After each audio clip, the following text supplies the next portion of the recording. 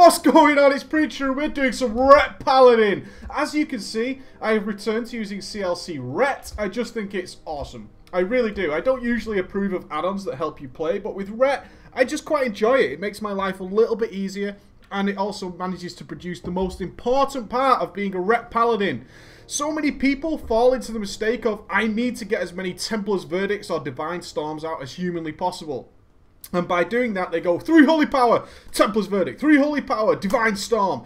That's all very well and good, but in fact, with the change to the Holy Power and the fact that we have 5 of these bad boys, is that we actually aim to get as many Holy Powers as possible, which in turn gives us more Templar's Verdicts and Divine Storms. And sometimes, with our rotation, that is not always the easiest thing to judge. Of course, experienced Ret Paladins can do this with the back of their hand.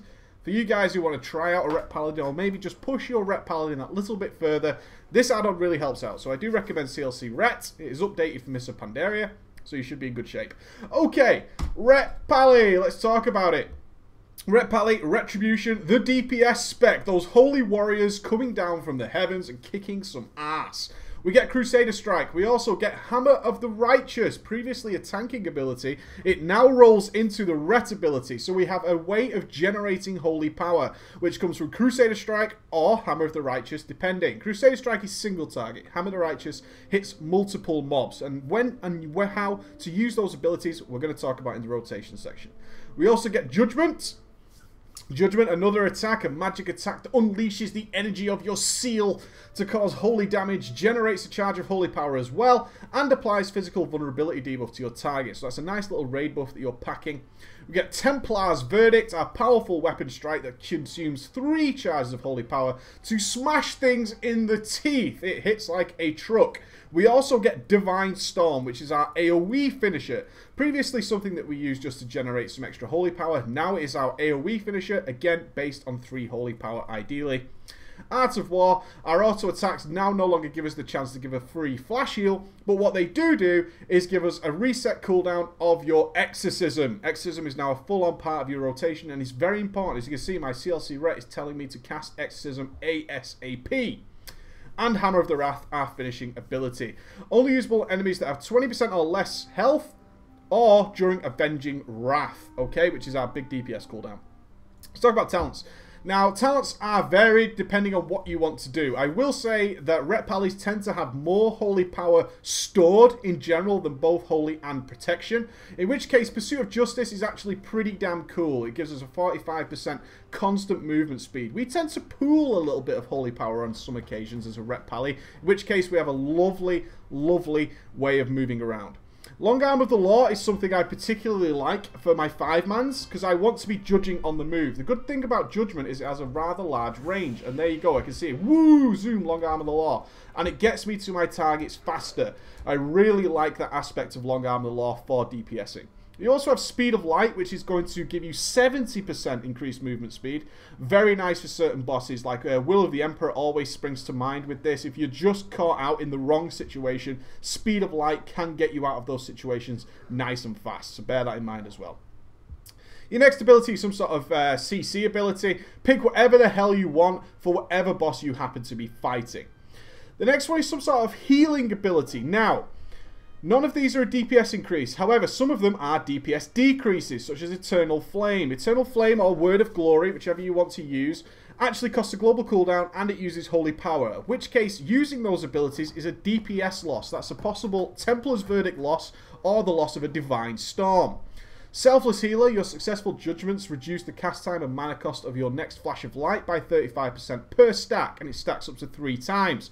So this is our way of generating those nice, powerful, instant cast and free Flash of Lights. Now, if it's a fight that needs sort of constant healing or maybe bursty healing whenever you need it, then maybe Selfless Heal is pretty cool. But again, it's a cost of a global cooldown. It's okay. It's okay. There's nothing wrong with it. It has its purposes, okay? I tend to recommend Sacred Shield for this one, okay? I tried both out. All the websites tend to say Sacred Shield anyway, but I like to test these things myself. I agree with Sacred Shield. You will run into these points where you have a free global cooldown. See if I can generate that for you quickly. So I'm going to get my Judgment on the go, get underway, get my Inquisition on. We're going to talk about this more in depth. But you see that I had a free global cooldown while waiting for that, and now I've got 3 seconds before I can do the next ability. that is a kind of point you want to stick on a Sacred Shield on yourself. And therefore, you're not losing DPS by doing so. It protects the target with a Shield of Holy Light, and the shield absorbs up to 12,303 damage every 5 seconds. It's nothing major, but it's not a DPS loss either, okay? And it's just a constant extra barrier of protection. It's pretty nice, so I really recommend it. The difference between the two is marginal at best, but it's nice, okay? It's really nice. It's instant cast, doesn't cost us anything. Pretty cool. The next one is some way of modifying our hands, our little fingery wingeries. Clemency is what people tend to roll with. Simple as the fact that if you need to hop somebody or anything like that, or give them Blessing of Freedom on tanks, again, Will of the Emperor springs to mind, is that you could do that twice before incurring the cooldown. Always nice to do that. Now, this is the big one, a DPS cooldown. We have 3 choices here. The stupid thing about this is they are very, very close in how much extra DPS they give you. What changes which one is better is your gear. Okay, as you get more gear, it swaps around as to which one gives you more DPS. So you need to be a little bit careful. I'm going to say they're pretty much within 2% of each other. So whichever one you prefer, you're not really going to lose out too much. Okay, so that's nothing to worry about particularly. There are some drawbacks and some pluses to all of these. Divine Purpose, the abilities that cost Holy Power have a 25% chance to give you another ability that you can cast that acts as if it had 3 Holy Powers. So you get this opportunity to have a free Templar's Verdict, a free Divine Storm. Now it's RNG, it's a 25% chance, which means over the course of a fight it works out pretty well and adds up to the others. But if you need a bursty phase, it's not too good, okay? So if you need to burst something down, it's not too great. Over the course of a full boss fight, you won't notice the difference if it's not a case of this needs to die now. Sanctified Wrath, while you've got Avenging Wrath active, it reduces the cooldown of your Hammer of Wrath by 15%, allowing you to spam a lot more Hammer of Wraths. Twice as many, in fact, as you could normally do, which gives you, again, very powerful burst when you need it while you're using that Avenging Wrath, so that's pretty cool as well. I roll with Holy Avenger.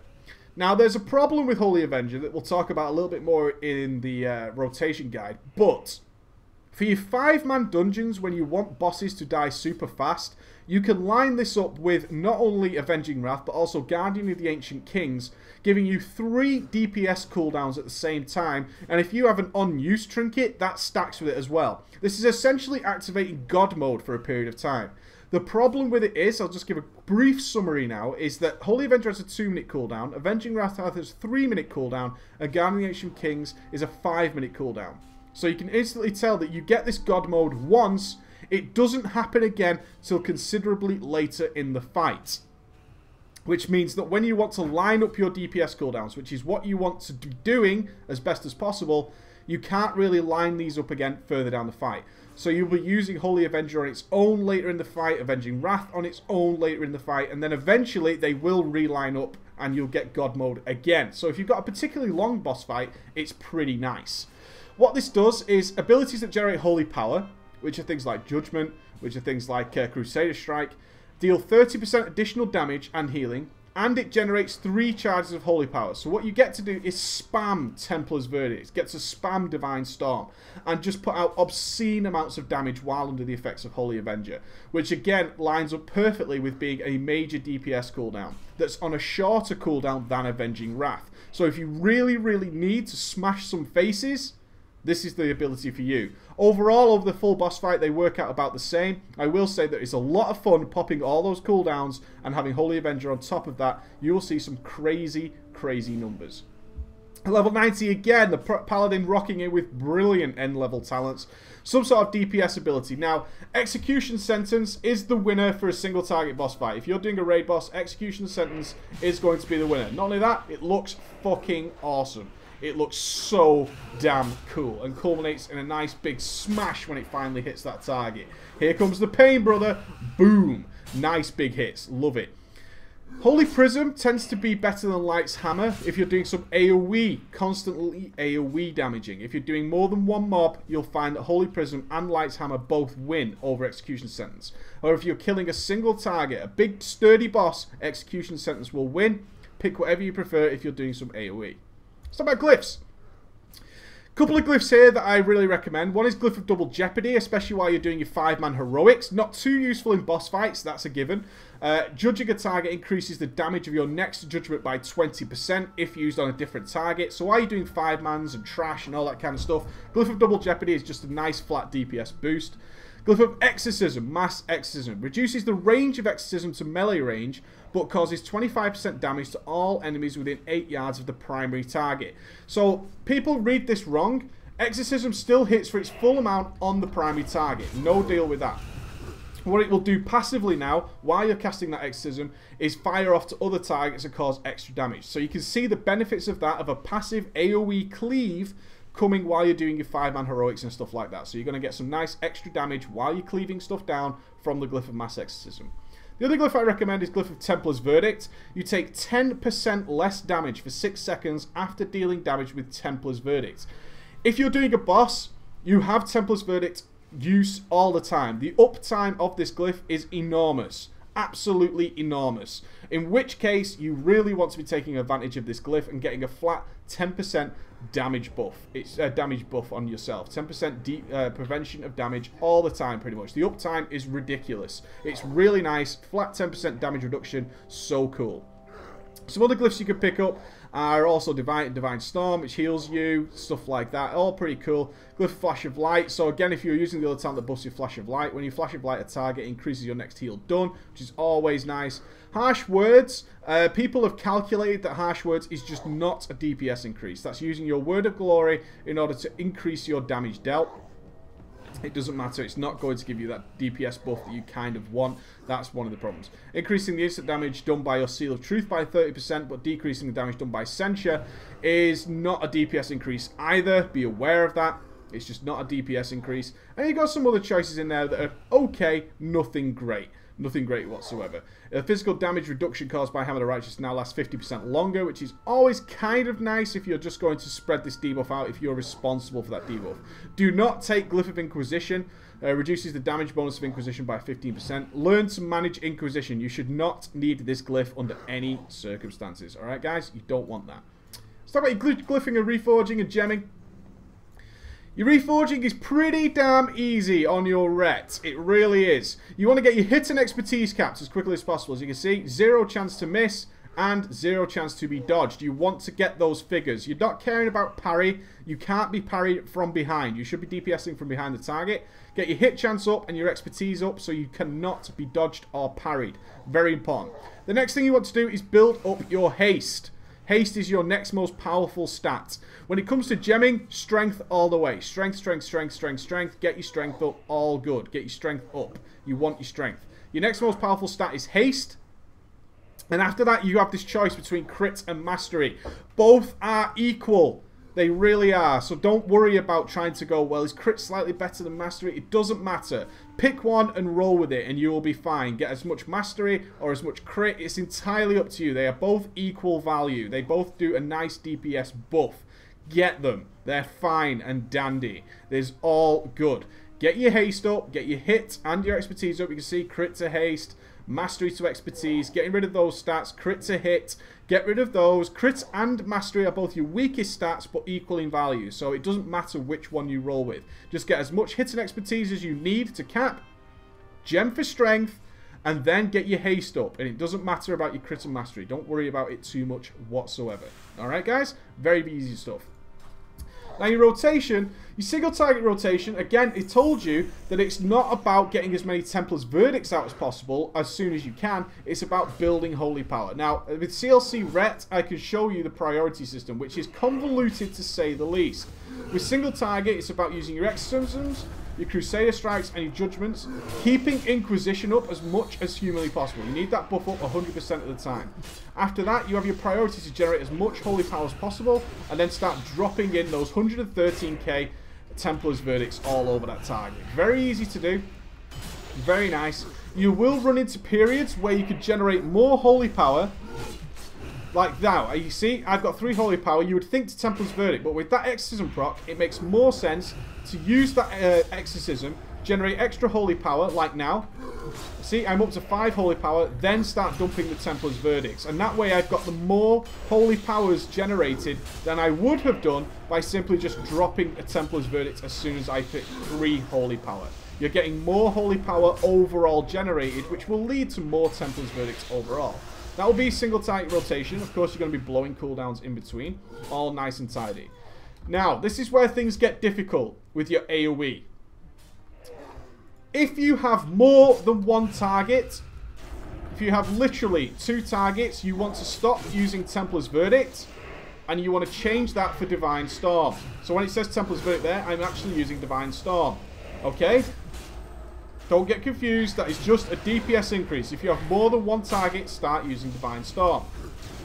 Now, when do we start using Seal of the Righteous? At about 5 mobs. 4 or 5 mobs is generally the time you want to switch it up to Seal of the Righteous, to Hammer of the Righteous, to generate your holy power with. Only then is it a DPS increase. So at this point, when I've got 4 mobs, let's say these are 5 mobs here, 4 or 5 mobs. Now, instead of Crusader Strike, I'm going to use Hammer of the Righteous. And for my finishes, I'm now using Divine Storm. Now, the big question is, when should you use Seal of the Righteous? Okay, this is your AoE seal.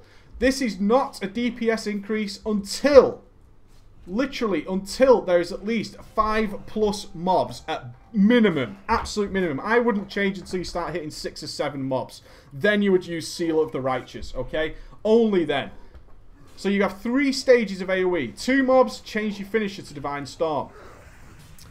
If you have 4 to 5 mobs, then you want to start using Hammer of the Righteous. When you have 6, 7 mobs, then you want to start using Seal of the Righteous. Those are the stages you need to go through until you start getting it right. So you need to have all these keybound, and you need to have it ready to go. Ready and raring at all times. Alright guys? When you are AoEing and you're not up to using Seal of the Righteous, you want to keep one target as your main DPS focus, that is stacking Censure, which is your dot that comes from Seal of Truth.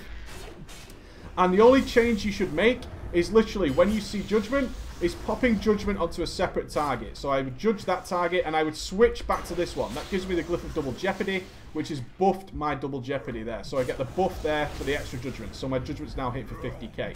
You've got a lot to think about there. It's a thinking man's class, this one. Not super easy by any means, alright, ballers? So there's a lot to take in there. I'm going to jump into a 5-man now and demonstrate that all for you. Alright, ballers? We'll see you shortly.